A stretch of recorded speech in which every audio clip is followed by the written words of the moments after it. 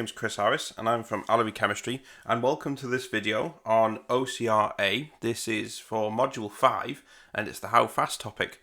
So in this video we're going to look at some revision notes really for OCR A for this topic in particular. So everything you see on here will give you the basic outline of the information that you need for OCR A.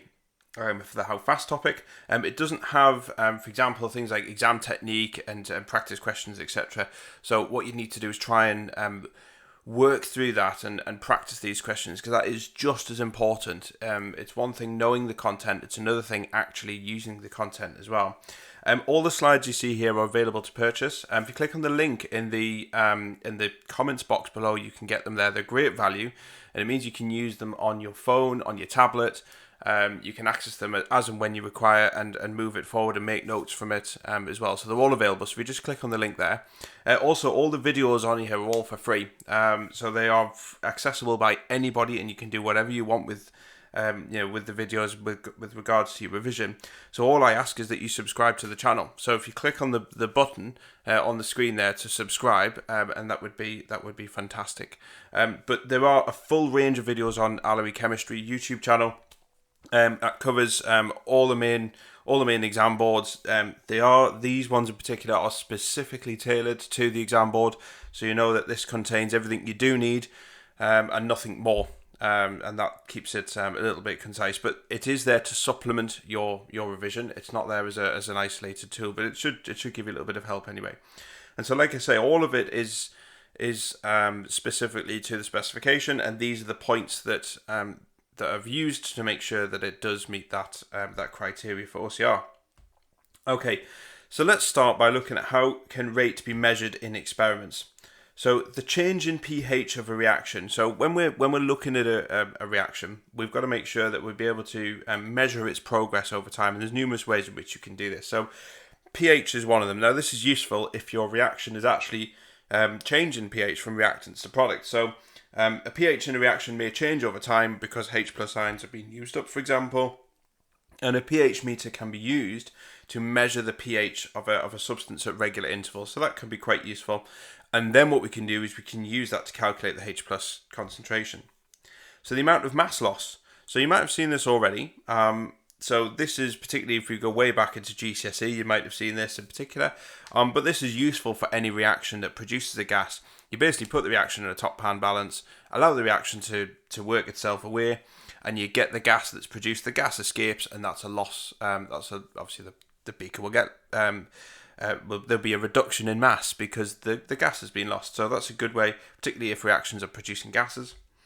And obviously we can use mole calculations, and you'll not get away from mole calculations, but you can use mole calculations to calculate the number of moles of a gas that's been released. So in other words, reactants that have left.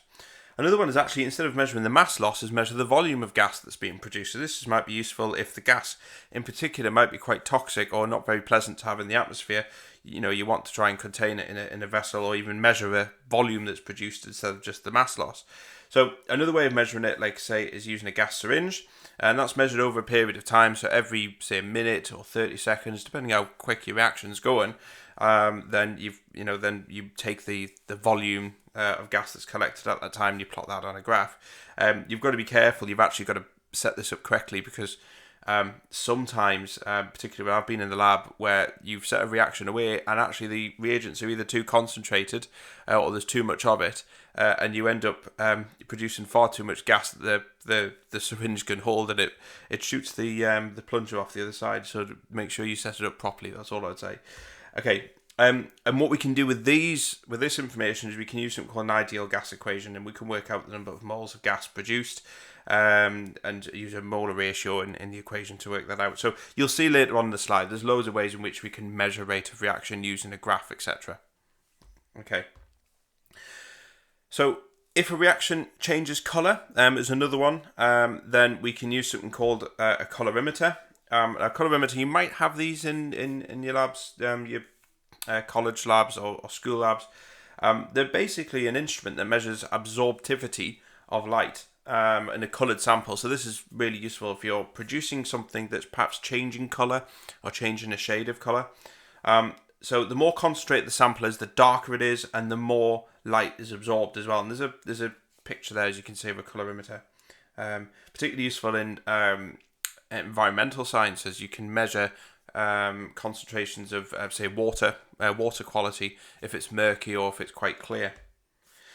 Okay, so the common reaction that we can use, where we can use a colorimeter, is between propanone and iodine. And the reaction goes like this. So we have iodine, which is I2, which is here, you can see there, and that's propanone, which is a ketone. And that's going to form an iodo compound here, which is this one here, and you form iodide, which is I minus, and H plus, if I can get my tongue in. So you can see the main thing here is the color change. So we've got iodine, which is a classic brownie, like a brownie color when it's dissolved in solution. Iodine's a funny one, actually. It comes in loads of different colors. It's actually a grey solid, but when it's dissolved in solution, you can form a brown color. So in this case, it's a brown solution.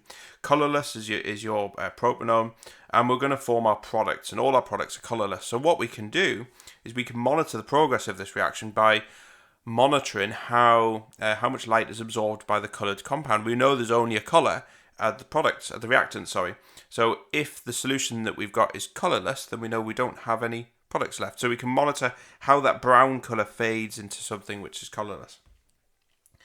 So what we do is we can plot a calibration curve, and this is basically a benchmark. It allows us to measure something against something.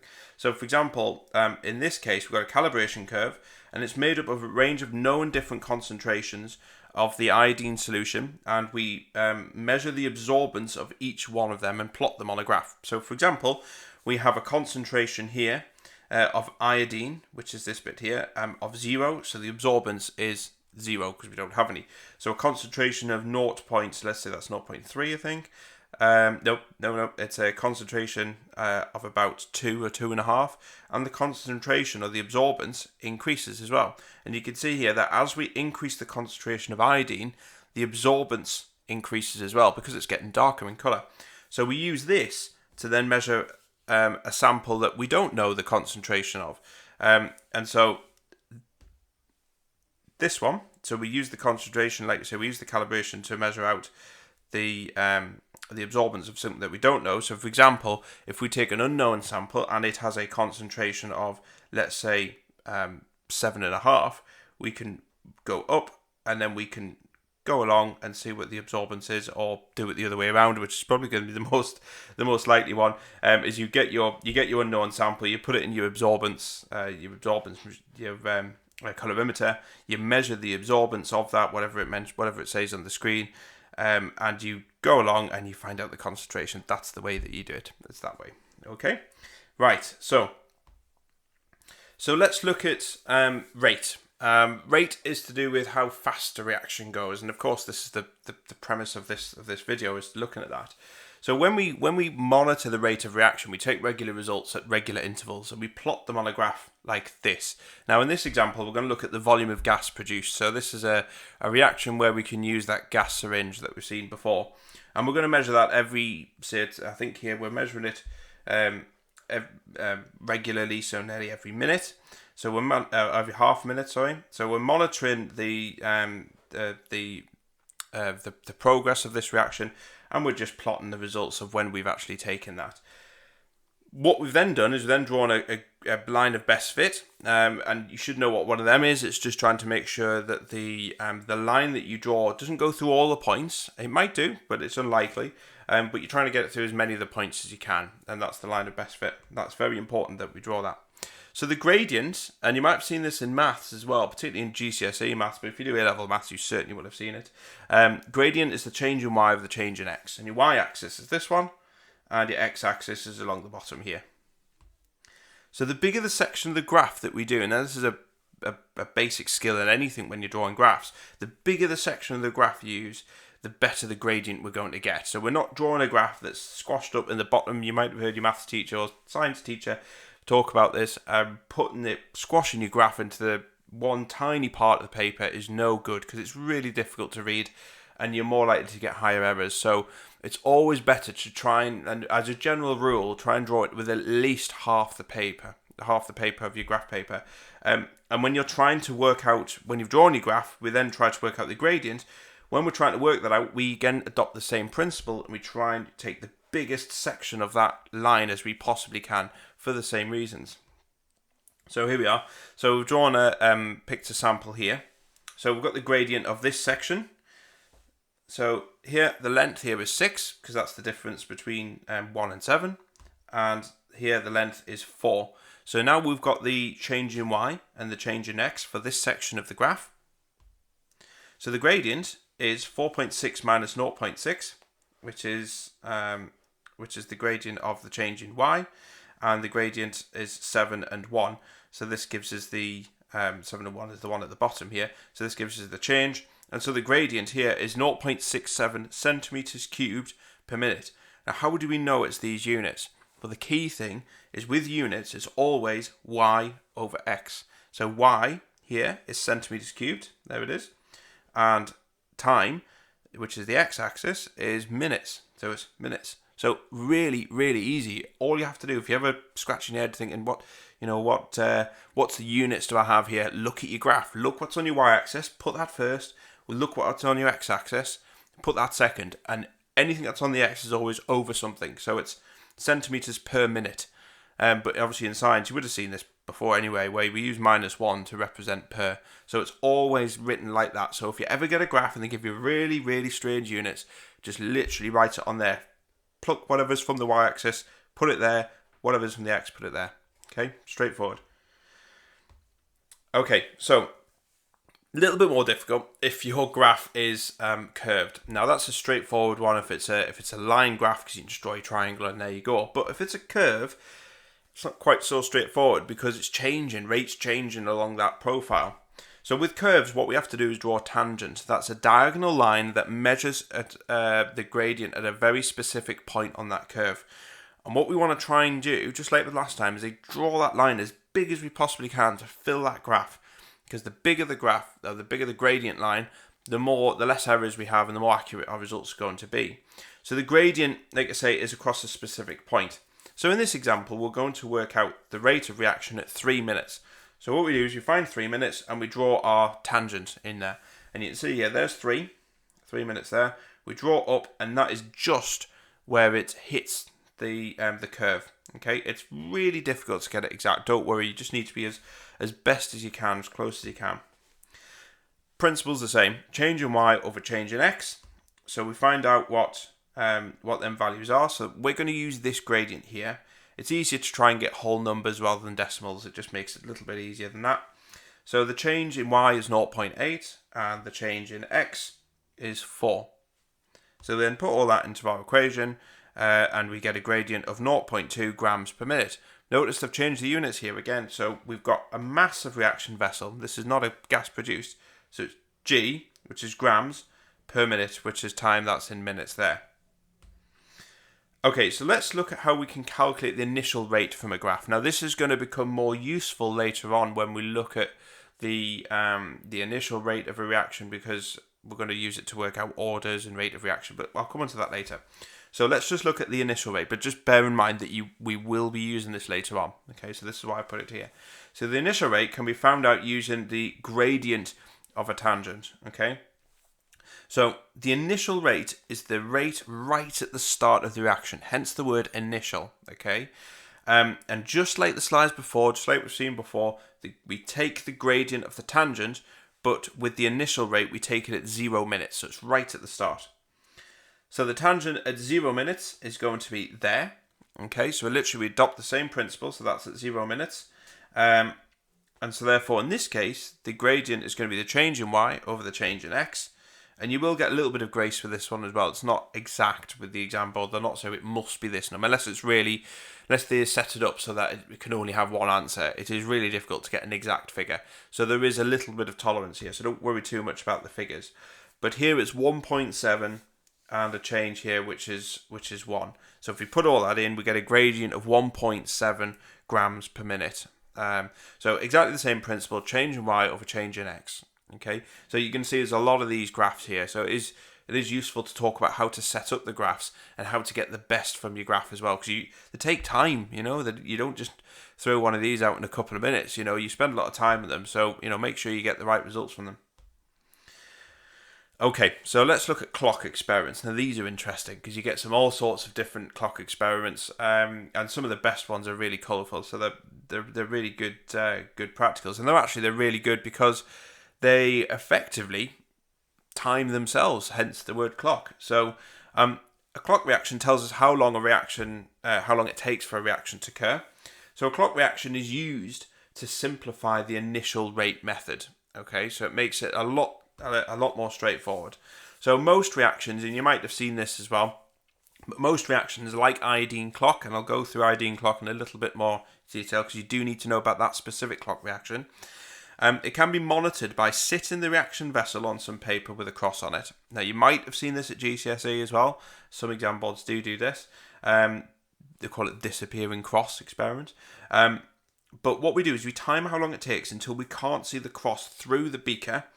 And there is a colour change, and this is known as an end point. Okay, so basically we set our reaction away, and it'll say, for example, it'll be colourless to start off with, which it would be. So you look down the top of the flask here, you look down there, and you can see underneath that, because you put a bit of paper underneath, you can see a black cross. And then if you just wait and wait and wait and wait, and eventually it'll just change colour. It'll go cloudy, and it'll be fairly rapid. It's not instant.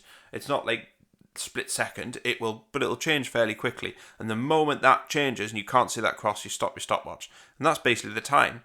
And we can alter concentration, we'll see that in a minute, but we can use colorimetry as well, and we can use a calibration graph, have you seen, so you don't have to use the disappearing cross, but you will have seen this type of reaction. But effectively, the quicker the clock reaction, the faster the initial rate of reaction is.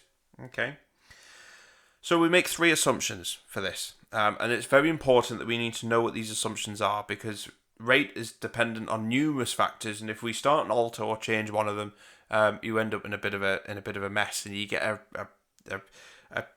reaction that doesn't actually do as it should do. Because you all know what it should do when you start it. You know what you're looking for, and sometimes it's easy as scientists because you think, well, I should be seeing this, and when you don't see it in the experiment, you think you've done something wrong, and you start to get stressed over it. But quite often, practicals never go right. Okay, you've just got to, you're looking at your practical, and you've got somebody else next to you who's got a different result, and somebody else has got a different result. That's just science. You've just got to keep repeating it to know if it's an anomalous result. But anyway, the 3 assumptions we're making is the temperature of the reaction must remain constant. So we can't do it on a really hot day in June and then in January and have a different temperature in each room, because you're going to get a different result, aren't you? The other one is the concentration of the reactions. It doesn't change significantly during the time period of the reaction. So when we're allowing this reaction to proceed, the concentrations of the reactions don't change. Obviously, they do a little bit in reality, but we assume in this case that because the changes are quite insignificant, that we don't have any change there. And the reaction has not proceeded too far when the end point is seen. So what we don't want to do is we don't want the assumption that we make is that reaction hasn't gone beyond the point at which we want to work out. So all we can go off is the end point. And that's all, and that's a fair assumption to make. Otherwise, you would never know. You can't see the atoms. They're that small. So we have to use indicators to help us. Okay, so on the basis of these assumptions, what we can say is that the rate of reaction remains constant during the time of the period that we're measuring. Okay, on them, and they're fair assumptions to make. It's not something where it's going to have a huge distortion on your results.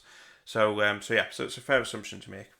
So as a result, what we can say is that the rate of the clock reaction is a good estimate of the initial rate of the reaction. Okay, because we assume that the rate is the same all the way through. So if we can work out the rate of this reaction, then we can work out from a practical side, we can work out the initial rate. And you'll see, again, initial rate will be used later. So let's look at that specific, because OCR want you to know specifically about this clock experiment. This is an iodine clock experiment. And the iodine clock experiment uses sodium thiosulfate, which you'll see later on. And basically that is reacting with the iodine that's produced in this reaction. Okay, so we can use this to work out the concentration of something. Okay, so all we have to do in this case is we add sodium thiosulfate and starch, because starch will react with iodine. You'll see that in a minute. Starch is the indicator. And we add that to excess hydrogen peroxide. Okay, so we add all of that into our system. And we have our iodine in there as well. Okay, or iodine, should I say.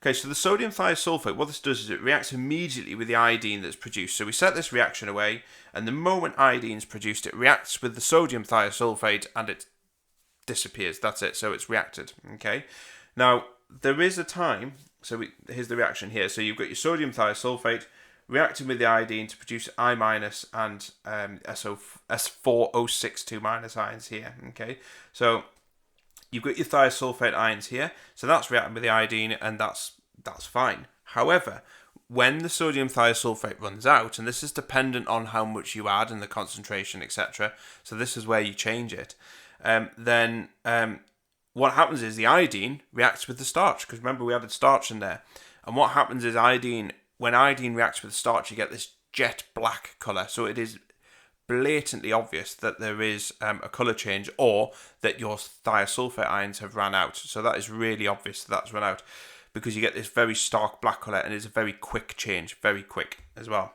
Okay, so if we vary the concentration of iodine and or hydrogen peroxide and keeping everything else constant, this will result in the time taken for the blue-black colour to appear to change. So that will change depending on the concentration of iodine that we add in there, because we've got lots of iodine in there, or the amount of peroxide as well.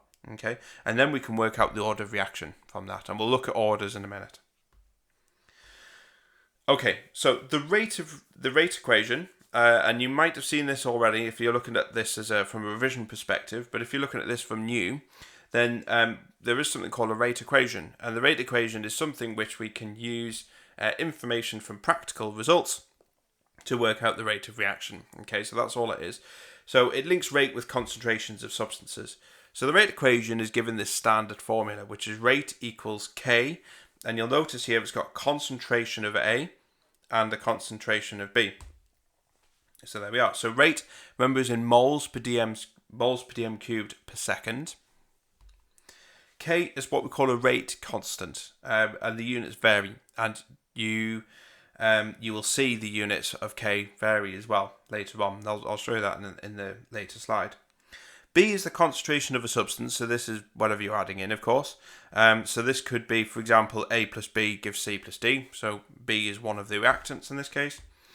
And the little letters above are what is known as orders of reaction, and we'll look at them later. So orders of reaction, so an order is the power to which the concentration is raised to in the rate equation.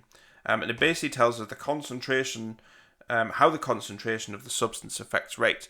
So for example, you might find that if you add chemical B, and if we double B, it might double the rate of reaction. You might find that if we double B, it does absolutely nothing. It doesn't actually change the rate of reaction. You might find that if we double B, we get quadruple the rate of reaction, and actually if we increase B, we significantly increase the rate of reaction. So that's quite a significant part to chemistry, because if we understand that as a chemist, that's really powerful, because it means we're not wasting our time adding more reagent and it's doing nothing to the rate of reaction. So this is actually quite useful, but the powers tell us that. So zero order basically tells us that something has no effect on rate. So that's what I was saying before. So if we double A, rate doesn't change. We call that zero order. First order is if the changes in concentration has a proportional change on rate. In other words, if we double A, we double the rate, or if we quadruple A, we quadruple the rate, so it has a proportional effect. Second order is where the changes in concentration is a squared proportional change on rate, so it's an inversely proportional rate. So for example, if A doubles, then the rate quadruples, so it has a squared proportional change on that. So you'll see this is going to be, you're going to see loads of examples to do with orders here and initial rate. This is going to be really important, so make sure you understand what an order is, and how that order links practically into concentrations and rate. Okay, but you'll see loads of examples. I'll show you loads of examples later as well. One of the most important thing though is orders can only be determined by experiment. You cannot ever look at a reaction and just decide it's how fast it's going to go or what it's going to do, without doing a practical to work that out for yourself. So practical experimentation is critical here. Okay, so the rate equation links rate with concentrations of substances. Okay, so rate constant. Rate constant is a number that allows us to equate rate and concentration together. Okay, so it's a figure that we use to basically allow the one side of an equation and the other side of the equation to balance. So we call it a constant. You might, if you've done maths, you may have seen this in A-level maths. If you do A-level maths, don't worry. If you don't need to do A-level maths to do chemistry, but if you do, you might have seen this before. But I'm going to assume that you haven't. So the rate constant is only fixed at a particular temperature in this case. Now it's strange because the word constant may make you think that actually it's the same, it doesn't change, but this one does. But it is dependent on temperature. That's just chemistry for you. So if the temperature changes, so does the rate constant. So K increases when temperature increases. Okay, that's important. So the larger the value of K, the faster the rate of reaction. Try and remember that as best as you can, okay? Because that's going to be vitally important, particularly in things like multiple choice questions. So the larger the value of K, the faster the rate of reaction. So let's have a look. So the explanation. So if we increase the temperature and the particles then have more kinetic energy, so they move around a lot more and they collide more often, and this increases the rate, okay, because they're bumping into each other a lot more. Excuse me. Right, so here's our rate equation, but the concentrations of the substances remain constant, so they don't change. Okay, so we don't have more A or more B just because we increase the temperature. We're just getting A and B moving around with a lot more energy. Okay, so to make this equation balance, then the value of K must increase as well, because A and B isn't changing. All we're doing is increasing the temperature. So this is the reason why K varies. Even though we call it a constant, it actually changes in value because one side of the equation is actually maybe increasing, but this side here isn't. That doesn't have any impact. So we need something in the middle to bridge the gap. Basically, the value here must be the value there, must be the same. That's what that sign means. It's equals. Imagine that as like scales or something. So this must be the same value. Okay, so let's look at how we can calculate rate then. There's quite a bit of calculation in this, so you're going to have very hot calculator buttons by the end of this. But rate can be calculated using the rate equation. So let's look at an example. So a reaction was carried out in a lab, and here we've got nitrogen monoxide, so NO, reacting with oxygen to form nitrogen dioxide, which is over here. And it was found that that the reaction is second order with respect to NO, so nitrogen monoxide, and first order with respect to oxygen. And so we have to calculate the rate of reaction given the concentration of NO is 3 times 10 to the minus 3 moles per dm cubed, and O2 is 1 times 10 to the minus 3 moles per dm cubed. So that's the units on there. And the rate constant K is 700,000 mole to the minus 2 dm6 s to the minus 1. Now remember, these units can change. You certainly not expect to remember the units for K because it changes. So you'll notice that this changes. So don't worry if the units of K are changing because that's normal. Okay, so the first thing we need to do is write our rate expression. So we know rate equals K. The reagents we've got here is NO and O2. So the reason why we put number 2 here is because we were told that NO is second order. And we know that it's first order in respect to O2. Okay, so we've got 2 and 1 there. So what we do is substitute the numbers in there. So we know that K is 700,000. It's always worth making sure that the units are the same. So these are obviously moles per dm cubed because that's concentration. So that's fine. So the units are fine. So it's 700,000 times by concentration of NO, which is 3 times 10 to the minus 3 squared, times by 1 times 10 to the minus 3. Now, because that's the power of 1, it's the same figure, it's the same value, okay? So the rate here is 6.3 times by 10 to the minus 3 moles per dm cubed per second. So it's as straightforward as that. But you've just got to look out for the orders. Okay, but this rate equation is going to come up quite a lot more later on. So keep it in your mind and be prepared to rearrange it as well. Okay. So this is the rearranging part actually. So this is the rate constant. So rate constant is calculated using the rate of equation 2. So let's look at a slightly different reaction. So the following reaction was carried out in a lab. And so this is nitrogen monoxide reacting with carbon monoxide and oxygen. And that's producing nitrogen dioxide and carbon dioxide.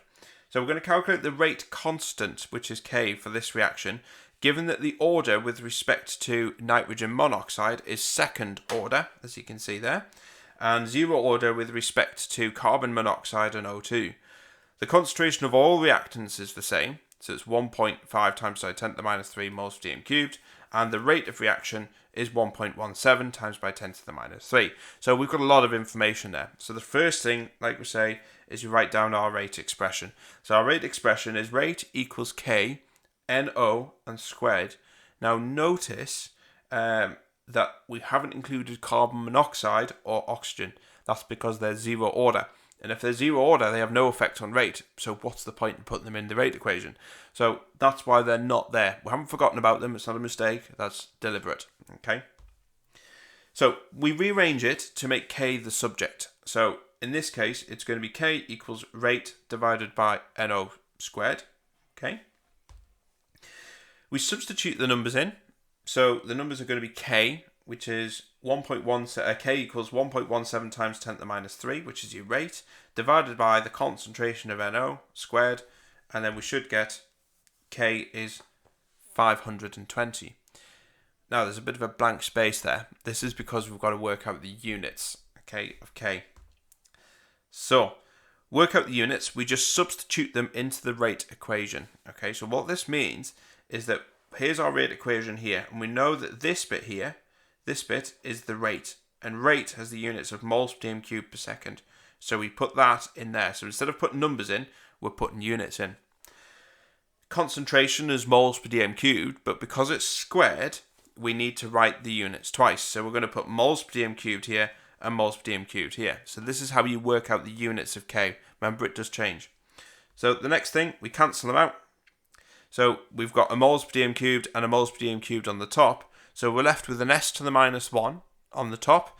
And so what we need to do is nudge the moles per dm cubed remaining on the bottom up, and we invert it. So we literally just put minus in front of anywhere where it's positive, and positive anywhere in front of a minus.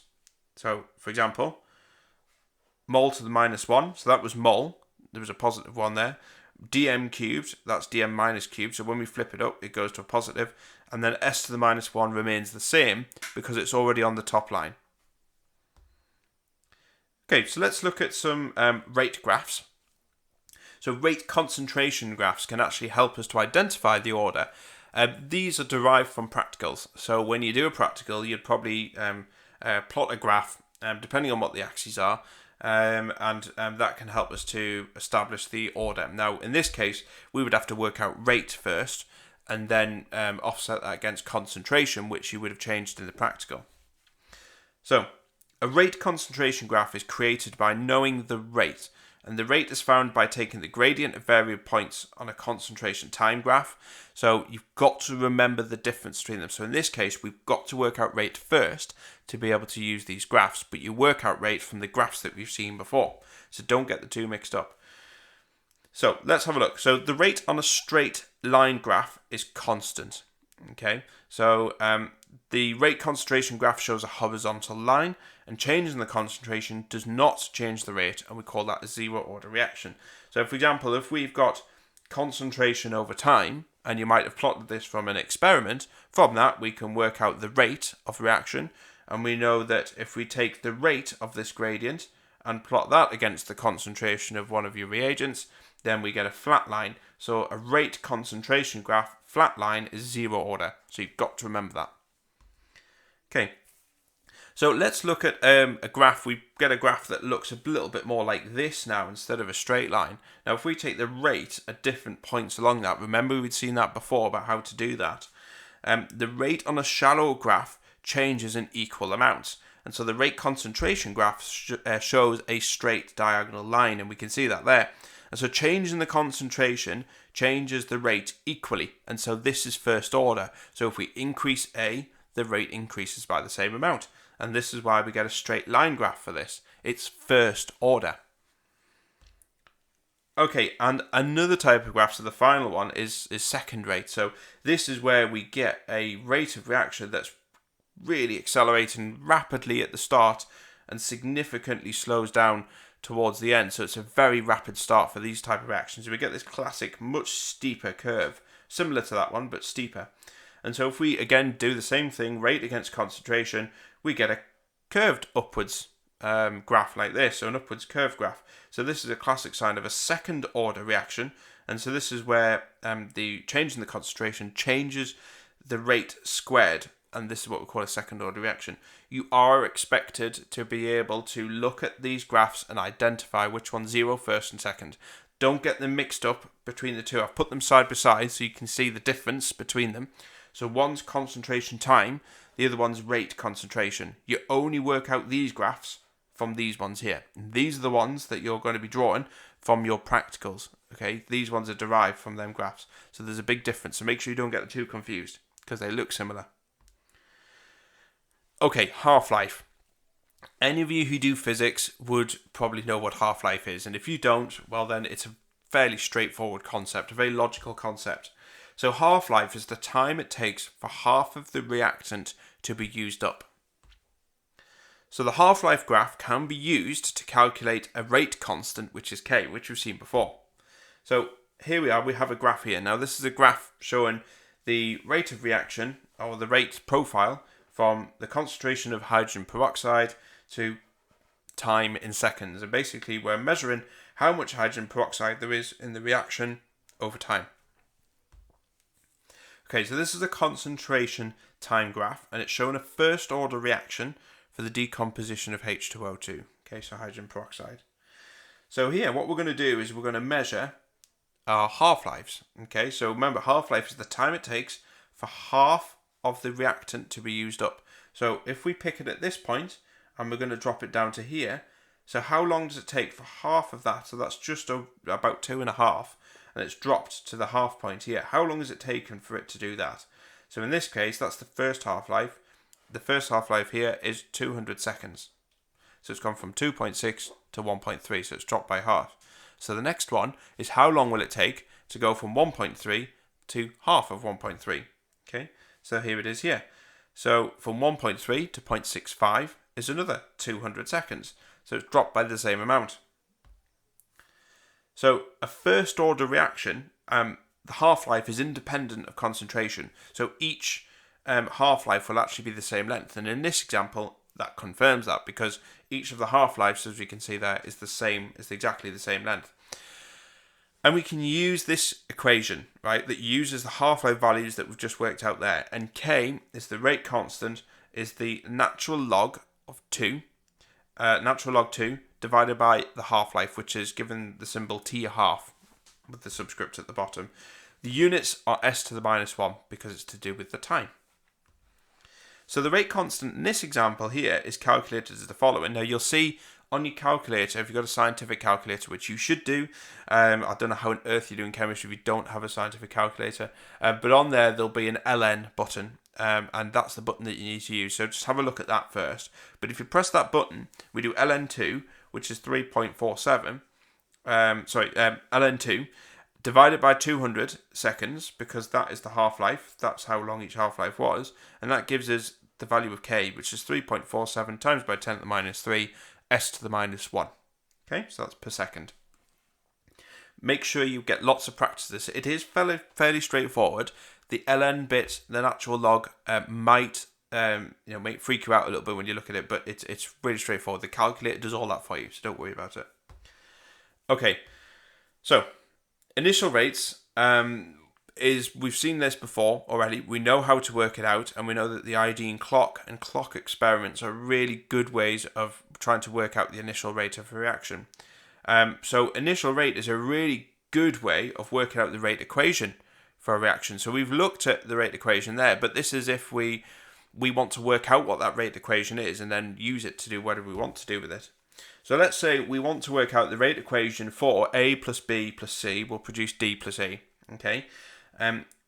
Remember, we can only work out the rate from the experiment. Okay, we can't just look at that reaction. I don't know. I have no idea. Well, obviously I do because I've made it. But if that was completely new to me, I have no idea what the rate of that reaction is, and I've deliberately put in generic letters to take away any form of chemical identity. So this just proves that it's irrelevant what the reaction is. It's about the data, and for that reason, in an exam they will have to give you the data because you can't just look at an equation and work that out. So the first thing we need to do is we repeat the experiment several times, but we're changing the concentrations of A, B, and C one at a time in each experiment. Because what we want to do is we want to find out the effects of changing the concentration of each one of these reactants to the rate. Okay, and changing the amount of each of them reactants, see what effect that has on rate. Because some of them might have no effect at all, none of them might do. So it might be the fact that A has if you double A, you double the rate. B might have no effect at all, and neither will C. So you might have a way, but I don't know by looking at that if that's the case. So what we need to do is work out the initial rate for each experiment. And so we calculate this using the graph shown before. Now we've seen that before, okay? So we just want to know what the effect is of A, B, and C. So we record the concentrations of reactants used for each experiment and their initial rates on a table, okay? And for this, we can work out the orders with respect to each reactant, and then on the back of that, write a rate equation. So you'll see how this all fits in, but the key thing here is about being methodical with your processes here. So we change A and keep B and C the same. We then change B and keep A and C the same. We then change C and we keep A and B the same. Okay, so it's about being methodical with this. So here we are.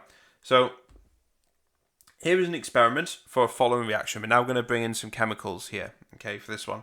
So this is nitrogen monoxide reacting with chlorine to form NOCl. Okay, so we're going to look at the data for this. So we're going to work out the rate equation and the initial rate for experiment 4. Okay, so we've been given some data here. So the experiment's been repeated 4 times. Okay, and we've got the respective concentrations of NO and Cl2 with each one of them experiments. And then what we've done is worked out the initial rate of some of them, but we don't know the initial rate of experiment 4. So that's what they've asked us to work out. So first, we need to work out the order with respect to NO. Now, ideally, we need to compare experiments where NO is changing and Cl2 is constant. Okay, so let's have a look here. So we've got experiment 1 and experiment 3. So you can see here that we've got the amount of Cl2 remaining the same in experiment 1 and 3. So you can see here it's both 0.1, but the amount of NO is changing. So that's going from 0.2 to 0.8. So that's important when you're looking at these tables, is to try and keep it simple. Try and keep it really straightforward. Look for things that aren't changing. Look for things that are, which is what you want to work out. So experiment 1 and 3, NO is quadrupled. Okay, the initial rate is quadrupled as well. We can see that because it's gone from 0.63 to 2.58. So the order with respect to NO is first order. So straightforward, dead simple. Okay, so we know that one. So there's one bit ticked off. Okay, second, we need to work out the order with respect to Cl2 because that's part of the equation as well. And ideally, again, we need to compare the experiments where chlorine is changing but NO isn't. So let's have a look. So we've got experiment 1 and experiment 2. So experiment 1 and 2 have NO the same this time, so they both got 0.2, but chlorine is changing, so it's going from 0.1 to 0.3. So chlorine is trebled, so it's multiplied by 3. And the initial rate has trebled as well. So the only thing which has caused that rate to change has got to be chlorine, because we haven't done anything to NO. It hasn't changed. So it's actually first order with respect to chlorine as well. And so the rate equation here is rate equals K, NO, and Cl2. Okay, so that's fairly straightforward because it's first order. Both of them are in there, both have an impact.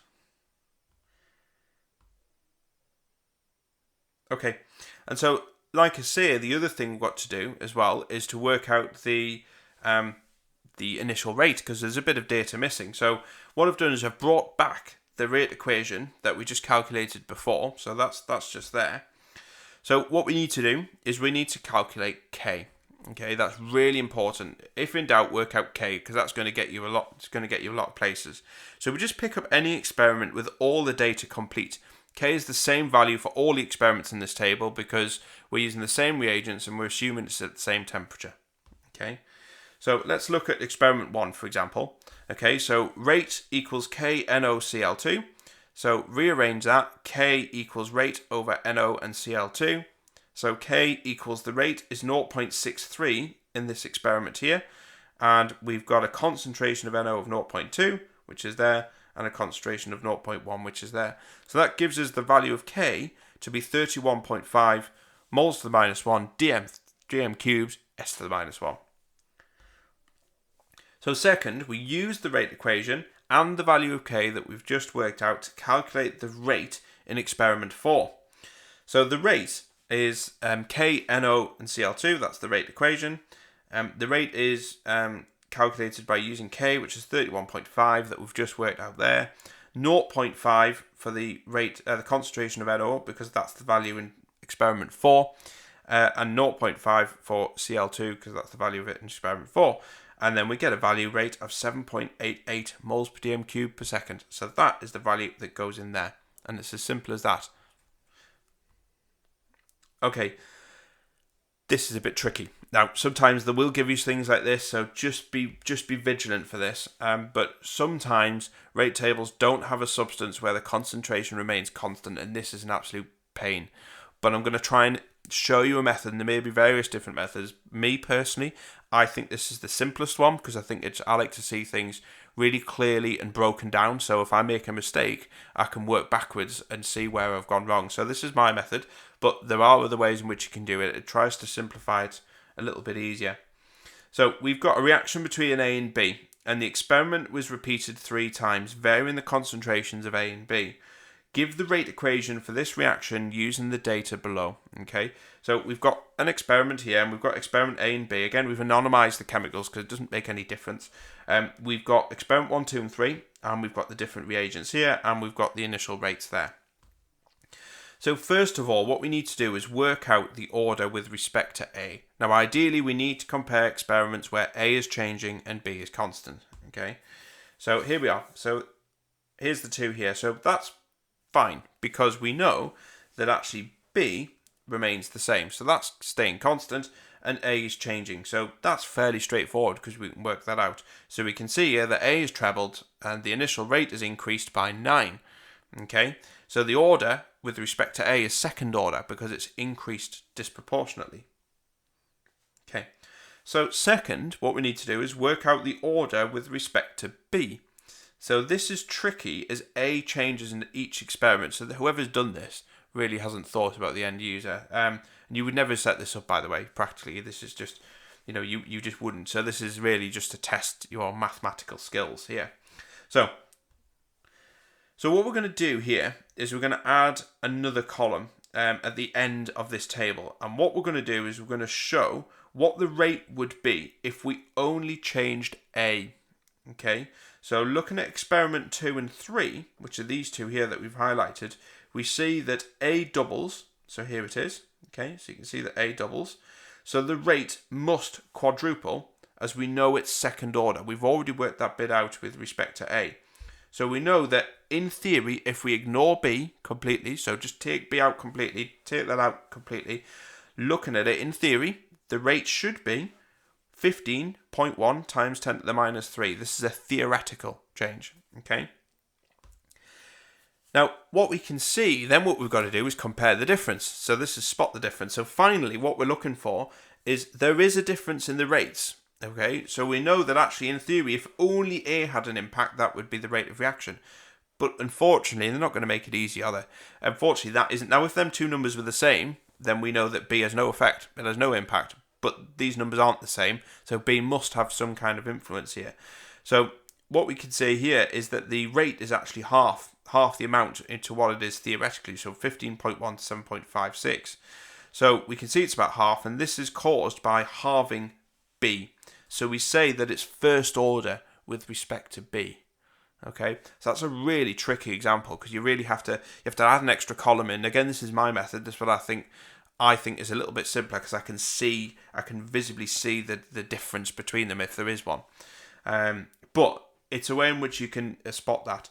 So the rate equation here is rate equals k, a squared, and b. Okay.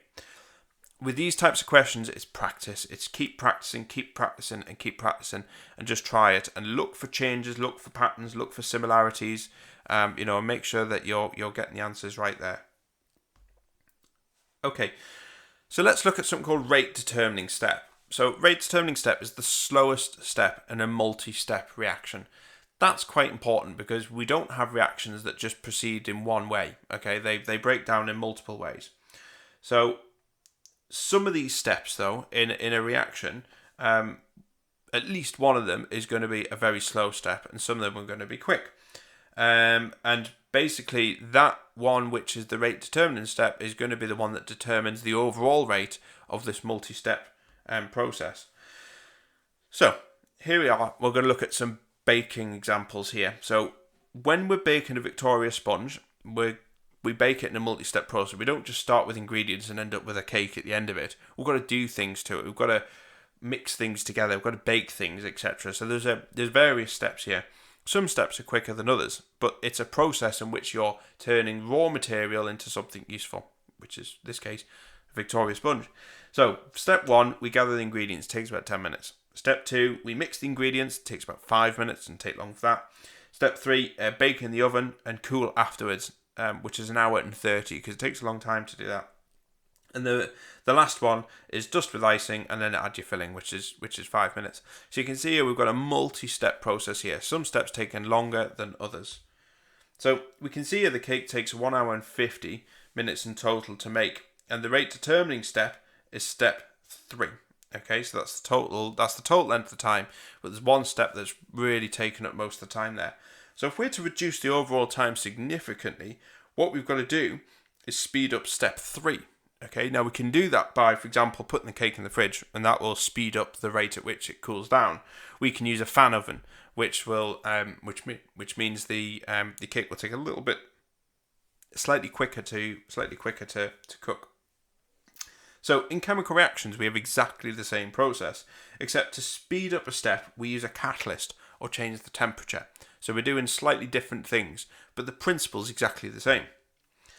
So the rate equation, remember the reactants that appear in the rate equation affect the rate of the reaction, because we'd seen there where we omitted some of the reactants because they had no effect on rate. So only the ones in the rate equation will affect the rate of reaction. So it's as simple as that. These reactants or substances derived from them must appear in the rate determining step because these are the only ones which have an impact on the rate. So substances that are not in the rate equation will not be in the rate determining step. And so you've got to be mindful as well. It's not always reactants that appear in the rate equation. Catalysts can as well. Just because they're not used up in the reaction doesn't mean they don't have an influence on rate, because of course they do. Okay. So the rate equation can be found from a multi-step reaction. And so we're going to look at this particular process here. So we're going to look at the overall rate equation, or the overall rate for the following generic steps. So we've got step 1, which is A plus B forms 2C, which is a fast reaction. Step 2, which is 2C forming D, which is a slow reaction. And we've got D plus E forming F plus G is a fast reaction. And so the overall equation here is A plus B plus E gives F plus G. Okay, so it doesn't matter, again, it's generic. So the first, we know that the rate determining step is step 2, because that's the slowest one, okay? So that's the one, if we're a chemist and we want to look at a way in which we can make this quicker, we need to look at things which can speed up that bit in particular. One of the reactants is C, so this must appear in the rate determining step, because in the rate equation, because that's the rate determining step. But you notice there's a 2 next to it.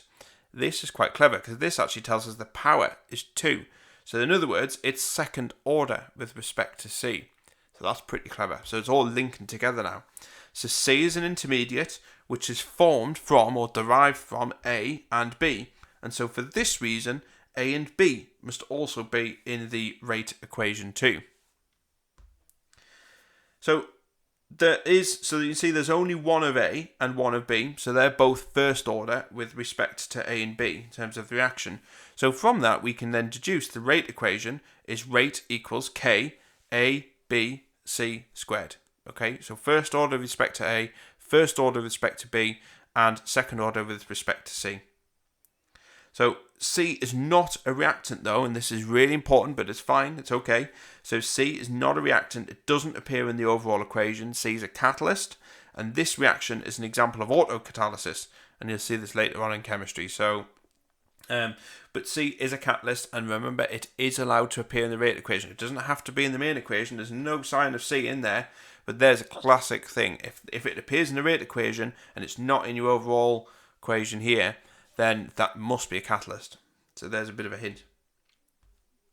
Okay, so we can also find it from the rate equation as well, which is the rate determinant step. So we deduce the rate equation for the following generic reaction steps. So we've got step 1, which is NO plus NO forms N2O2, and N2O2 plus O2 forms 2NO2. Okay, so the overall rate equation, we've been given this already, rate equals K NO squared O2. So we know that this reaction is second order with respect to NO and first order with respect to O2. So the first thing to notice here is the ratio of molecules that we're looking for. Okay, so the first thing is we're looking for 2 NO and 1 O2, because remember the powers tell us what the number is in front of it in terms of an equation. So looking at the reaction steps, there isn't one step with this ratio in. Okay, so notice there isn't a step here that has 2 lots of NO2 and O2, and neither in step 2 either. So that's going to prove a little bit difficult. So what we need to do is we need to start from step 1, and we start scoring off the molecule. This is a bit like chemical bingo, okay? We need to start from step 1 and score off the molecules or atoms needed to match the ratio in the rate equation. And we stop when we've accounted for them all, okay? So, are you ready? Eyes down. Right, so the first one, step 1, we have 2 NO, and we score them off, but we still have O2 to get, so we continue to step 2. So you can see here in the first reaction, we have NO and NO, so tick, we've got that, but we haven't got O2 yet, so we need to keep going. So then we go into step 2, there we are, okay, so we score them off, and then we go to step 2, we have the O2 molecule in this step, in O2, and so we've now accounted for all the molecules in the rate equation, so we stop. We've scored them all off. We've accounted for them all. So there it is. So what does that mean then in chemistry terms? So it means that the rate determining step is step 2. Now there is only 2 steps in this. If it has 4, 5, or 6 steps, then it's whichever step, is the one where you finally score off all of the elements in your rate equation. Then that is the rate determining step. It's as simple as that. It looks horrendously complicated, but it isn't. It's fairly straightforward, as you can see. Okay? Okay, so the rate mechanism can be found from the rate determinant step as well. So the following reaction can occur via 2 potential mechanisms. Okay? So there's the reaction there. So mechanism 1 is via this method. It's just a single step. Or mechanism 2, it either goes via 2 steps. So this is 2 possible routes that this reaction could take. So the reaction is found to have the following rate equation. So KCH3CBr. Okay, so this is the rate equation. So which mechanism is going to be correct? So this is quite clever as well. So the strong CBr bond is broken, and this is why it's the slow process in this example here. So you can see here we have to break that CBr bond, and that's really difficult to break that because it's quite a strong bond. Okay, so also just on another note, there's a good chance of a collision as well if there's enough OH minus ions, hence why this step is fast here. So there's loads of OH minus ions because this is positive and this is negative. So this is a fast step because it's very likely that these reactions will happen. So the rate equation tells us that only CH3,3CBr can appear in that rate determinant step. Mechanism 1 shows CH3,3CBr plus OH minus. Mechanism 2 only shows the CH3,3CBr, so that only shows that in mechanism 2. So this suggests that the reaction is likely to proceed via mechanism 2, as the rate determinant step matches the ratio in that rate equation. Okay, so that matches it exactly. So we think it's going to be more likely to proceed via mechanism 2 than mechanism 1. Okay, right. So let's look at this, which is the Arrhenius equation. Like say pirate chemistry, Arrhenius. The Arrhenius equation, move on, shall we? Arrhenius equation links the activation energy, temperature, and the rate constant K. This looks absolutely horrendous, but it's fairly straightforward if you follow a method and if you can account for everything. Okay, so don't panic too much. I'll try and simplify it as much as I can. I told you. This is the Arrhenius equation, and it has the following components. So we have a rate constant, which we've seen before, so don't worry too much about that. That's just K. The Arrhenius constant, which is this letter here, which is given a capital A, and that is constant this time. E is the exponential. This is the exponential. Now you're going to use this button a lot. I told you, didn't I?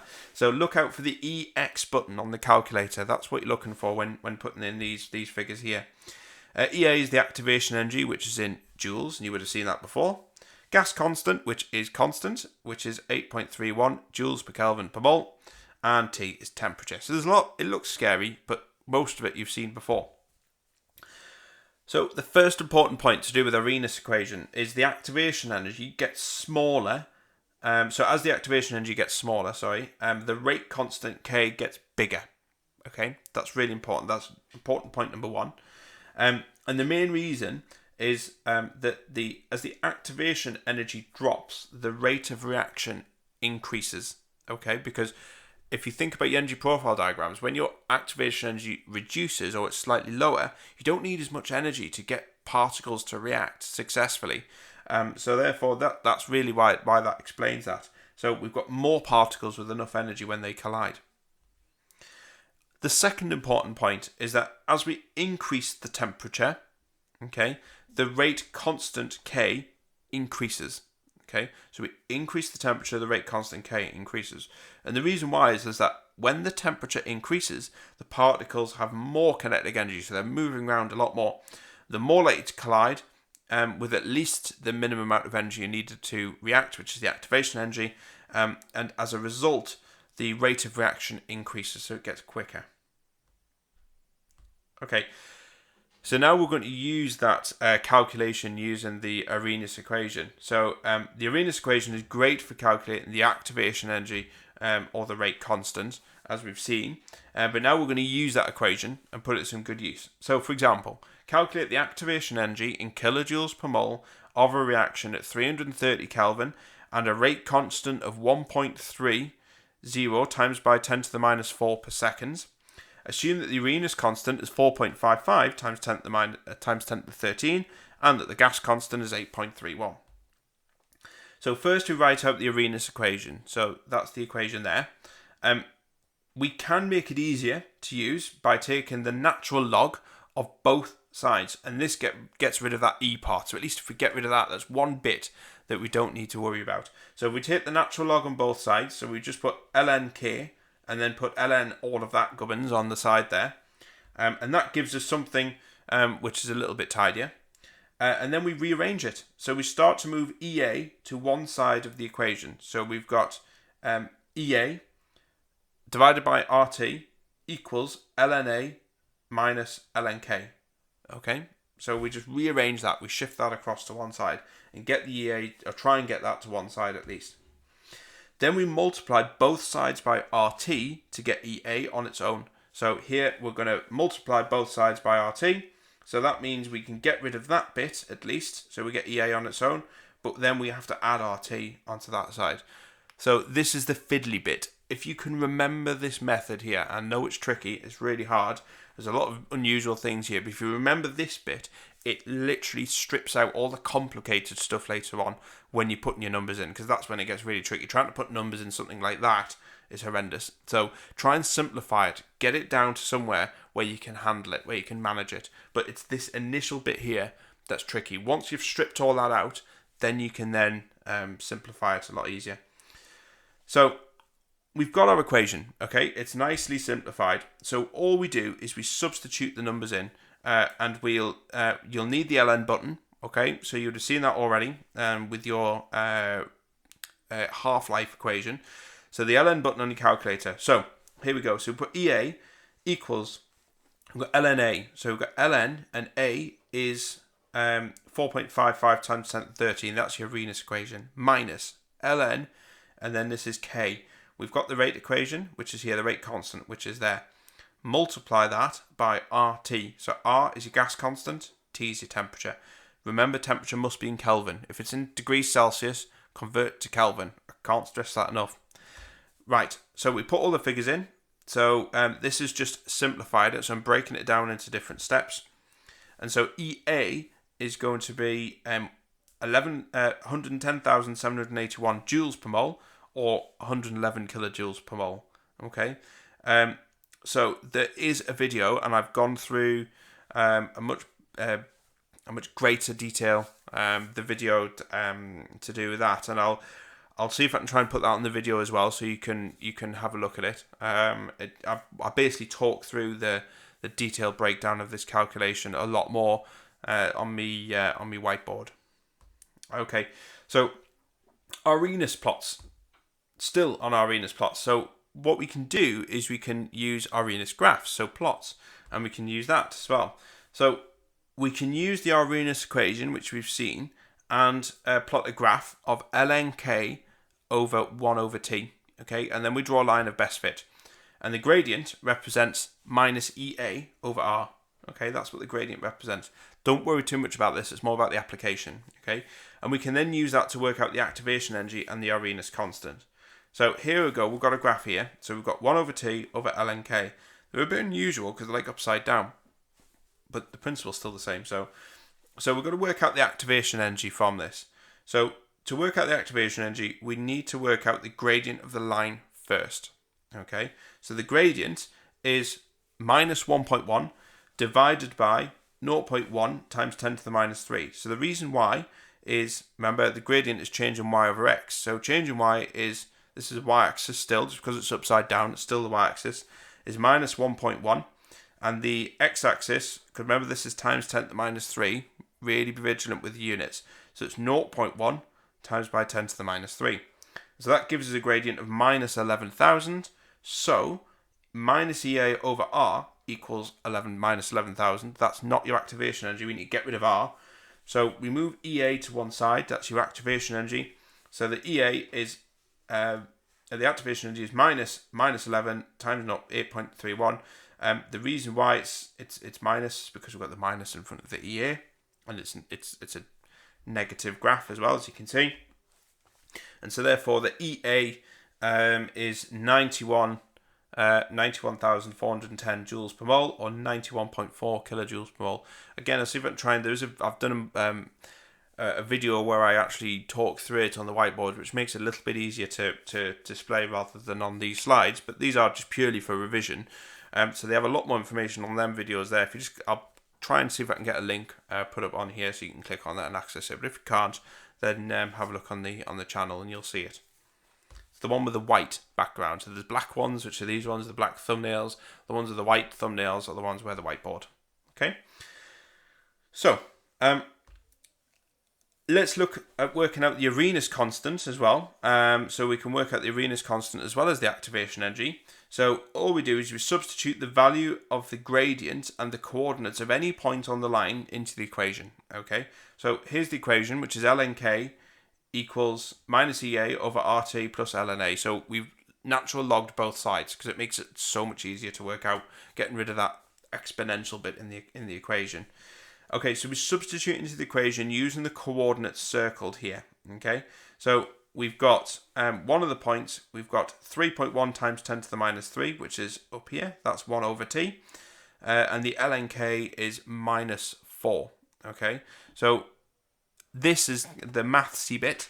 And we can rearrange this formula into the form of y equals mx plus c, because it's a straight line graph. Remember, that's the formula for that.